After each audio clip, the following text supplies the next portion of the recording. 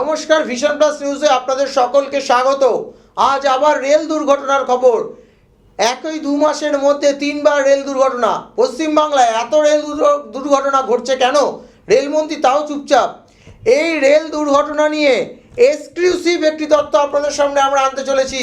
যে এক্সক্লুসিভ তথ্যটা আনতে চলেছি, রেল দুর্ঘটনার সময় ওই বোম্বে ট্রেনে আমাদের ভিশন প্লাস নিউজের প্রতিনিধি ছিলেন। তিনিও বোম্বে যাচ্ছিলেন, অসুস্থ, তিনি চেক আপ করতে যাচ্ছিলেন। ভিশন প্লাস নিউজের প্রতিনিধি বিশ্বজিৎ সামন্ত তিনি ছিলেন ওই ট্রেনে। ভগবানের ইচ্ছায় তিনি ভালো আছেন। তার একটু আঘাত লেগেছে পায়ে, কিন্তু তিনি ঠিক আছেন। তার ওয়াইফ অর্পিতা সামন্তর সাথে আমরা কথা বলেছি। বিশ্বজিৎ সামন্তের ওয়াইফ অর্পিতা সামন্তর সাথে আমরা কথা বলেছি ভিডিও কলে। কি বলেছে তিনি শুনে নিন আপনারা।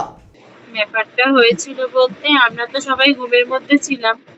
মানে রাত্রি 3:30টার সময় হয়েছে ঘটনাটা।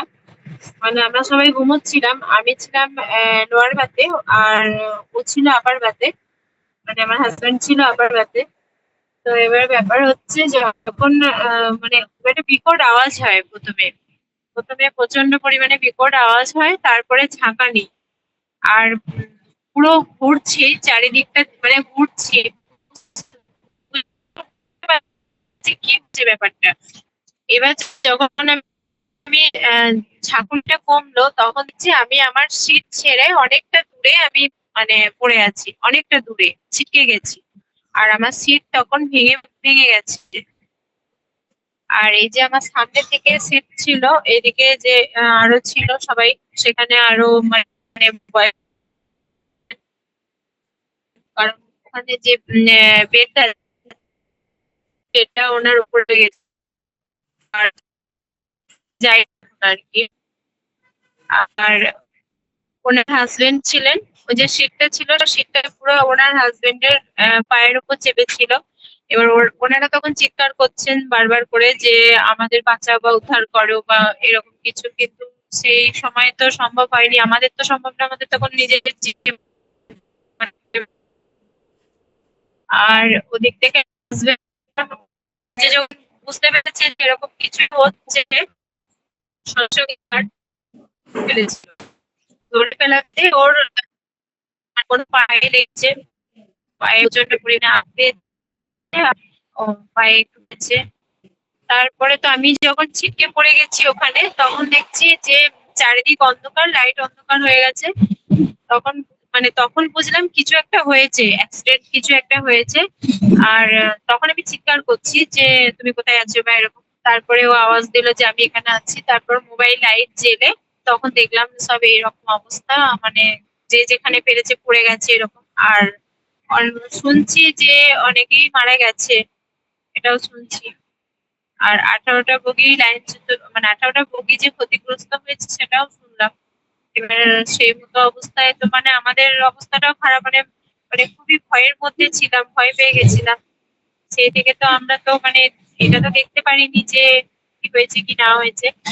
তারপরে যখন সবাই বললো যে ট্রেনে যদি কোনো কারণে আগুন লেগে যায় বা কিছু হয়, তো সেই জন্য মানে ভিতরে যারা ছিল তারা তখন ওই কাঁচটাকে ভেঙে জানালা দিয়ে মানে বাইরে বেরোনোর ব্যবস্থা করলো।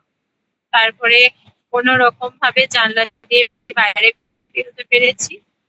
আর যখন বেরোই তখন দেখি গ্রামবাসীরা রেলের তরফ থেকে পদক্ষেপ নিতে কত সময় লেগেছিল মোটামুটি?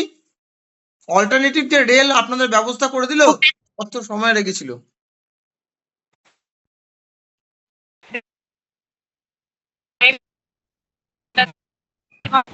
কিছু 1 ঘন্টার মধ্যেই উদ্ধারকারী লোকজন সমস্ত কিছু চলে এলো।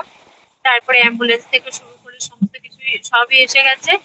আর আমাদেরকেও খুব ভালোভাবে সাহায্য করেছে। যেমন আমার কাছে লাগেজ ছিল, ওর যেমন পায়ে লেগে গেছিল, আমি রাস্তায় হাঁটতে পারছিল না, সেই মতো অবস্থা থেকে আমাদেরকে অ্যাম্বুলেন্সে তুলে দেয়া বা মানে চক্রধরপুর যে স্টেশনটা আছে ওখানে আমাদেরকে মানে নামিয়ে দেয়া, বা ওরা প্রচুর হেল্প করেছে, খুবই খুবই হেল্প করেছে, ভীষণভাবে হেল্প করেছে। ঠিক আছে, তোমরা সাবধানে পৌঁছাও। নির্দিষ্ট স্থানে অল্টারনেটিভ রেল দিয়েছে, অল্টারনেটিভ রেলে যাচ্ছ তো? হ্যাঁ হ্যাঁ, ওনারা একটা স্পেশাল ট্রেন দিয়েছে, ওই ট্রেনেই আমরা এখন যাচ্ছি। রেল তৎপর। অর্পিতা সামন্তর কথা অনুযায়ী 1 ঘন্টার মধ্যে রেল তৎপর হয়ে গেছিলেন উদ্ধার কাজের জন্য। কিন্তু এত মানুষের প্রাণ যদি হারায় রেল দুর্ঘটনায়, তাহলে মানুষ কিসে যাতায়াত করবে, নিরাপত্তা কিসে থাকবে? এইদিকে থাকছে কিন্তু একটি বড় প্রশ্ন। দেখতে থাকুন, শুনতে থাকুন ভিশন প্লাস নিউজ।